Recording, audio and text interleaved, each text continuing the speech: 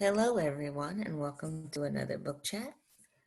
This is book chat number 23, and this week I deviated from my physical shelves and went to a book on my Goodreads shelves.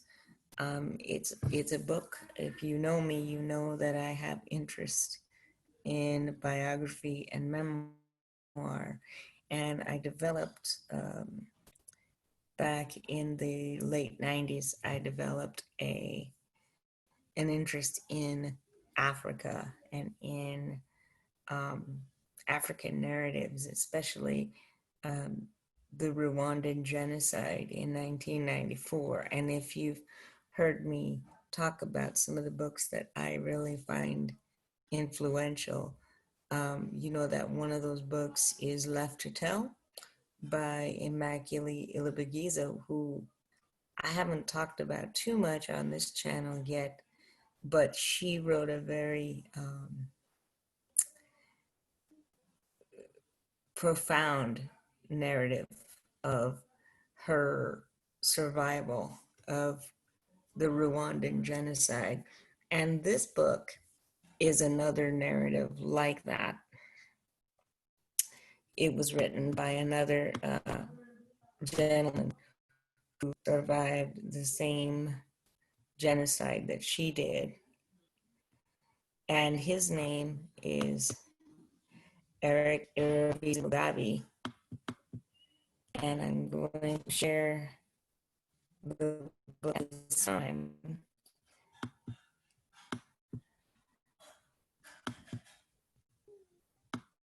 The book is called My Father Maker of the Trees, How I Survived the Rwandan Genocide.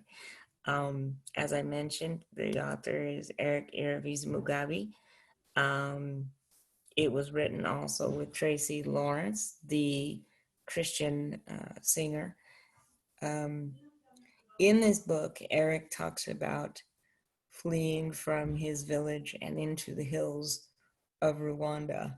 And the title of the story comes from the fact that in order to survive, Eric and his brothers and initially his grandfather hid in trees in during the day while the Hutu rebels, because Eric and his family are Tutsis, um, while the Hutu rebels would come and comb the hills and pull people out of the brush and pull people out of their hiding places and kill them and often torture them and do unspeakable things to them. And it talks about how Eric and his family, at least part of his family, survived. He um, lost many of his family members in the genocide. Um, and he talks a little bit initially in the book about the three genocides actually that took place in Rwanda, one in 1959, one in 1972, and the most recent one in 1994, which he was a part of and which many people in the West know from the movie Hotel Rwanda, which doesn't tell the entire story of the genocide. But Eric talks in this book about how he fled. He was 15 at the time when they fled. Um, he talks about after the genocide going to find his family and becoming a Christian a couple of years after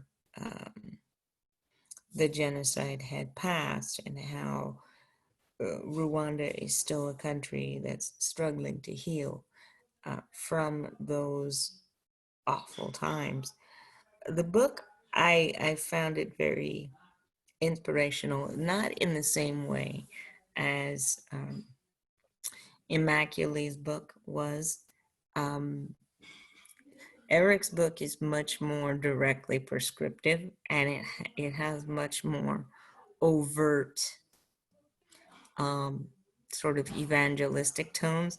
He talks a lot about the imperative of forgiveness and how God has worked with him and continues to do so to bring about forgiveness in his heart and transformation for the Rwandese people.